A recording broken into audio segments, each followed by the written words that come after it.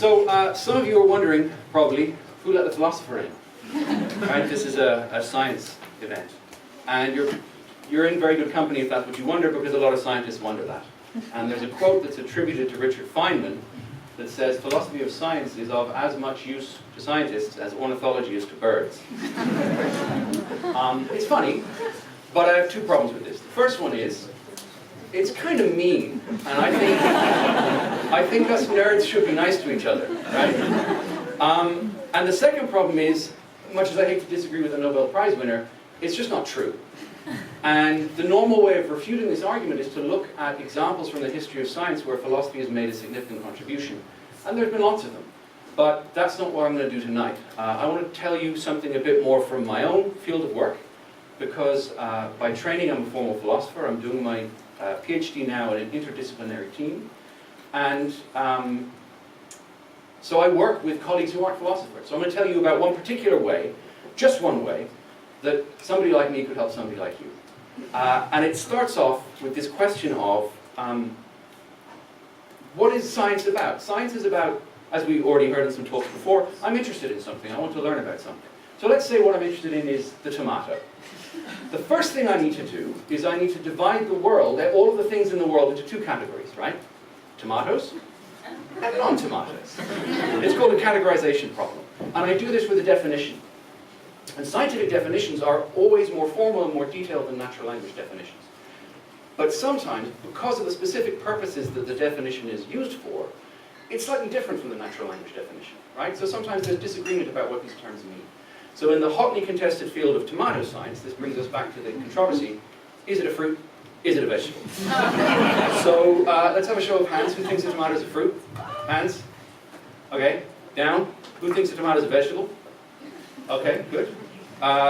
If you put your hand up, congratulations, you're right. Because different definitions doesn't necessarily mean that one of them is wrong, right? It depends on what you want to do. If you're at a shop and you're trying to find an ingredient, or you're trying to decide whether to put it on a pizza or in a fruit salad, then a tomato is a vegetable, right?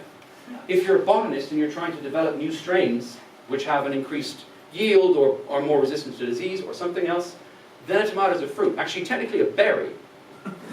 And it's these differences in definitions in different areas of inquiry that sometimes cause confusion. And philosophers of science, one of the things that we're trained to do is work with these concepts and help to iron out these confusions. So it's even more confusing when you get into brain science, because here we have this whole raft of concepts. The brain, the mind, thoughts, ideas, memories, intentions, beliefs. What are all these things? They're all concepts that need a technical definition.